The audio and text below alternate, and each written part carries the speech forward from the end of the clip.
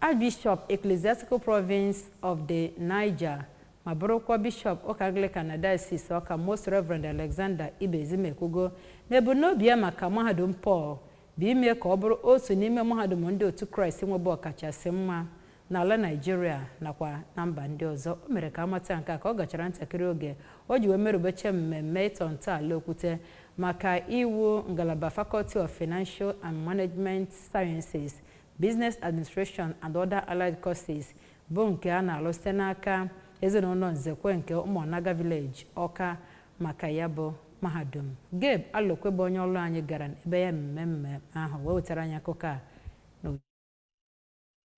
Most Reverend Ibezim, onye isi ụlọ akwụkwọ Paul University, kpọrọ oku ka ha gbakọ aka ọnụ n'ịbụ ndị ga-emejupụta ezigbo atụmatụ ya bụ ụlọ akwụkwọ ahụ, ma tokwa Chief Jonathan Nzekwe na nwanne ya nwoke uchu ha n'ịrụ ụlọ akwụkwọ ahụ nke gbadoro ụkwụ n'okwukwe, ma kpọkuo ndị ọzọ ka ha bụrụ ndị ga-enwomi ọrụ ọma ha. Na mbụri, Chief Jonathan Nzekwe, onye kwuru okwu n'aha nwanne ya nwoke bụ Dọkịta Samuel Nzekwe, kwuru na ihe kpaliri mmụọ ha ji wee rụọ ya bụ ụlọ ahụ na ime ya bụ mahadum bụ maka okwukwe ha, ma kpọkuo ndị mmadụ ka ha bụrụ ndị ga-ejiri akụ na ụba ha wee metụta ndụ ndị mmadụ n'ebe pụrụ iche, ma tokwa Most Reverend Ibezim maka ịgba mbọ ya ịtụgharị ọnọdụ ya bụ mahadum ahụ. N'ozi ekene ya, onye Vice Chancellor nke mahadum ahụ bụ Venerable Ọkammụta Obiora Nwosu, mgbe ọ na-agụpụta ezi ihe ha megoro iji wee kwalite ya bụ mahadum, ọ kọwara ya bụ mahadum dịka ọ pụrụ iche gụnyere ịkwalite ezigbo agwa. Ọ gakwara n'iru kpee ekpere ka Chineke gọzie ezinụlọ Nzekwe nakwa ndị ọzọ na-enyere ha aka.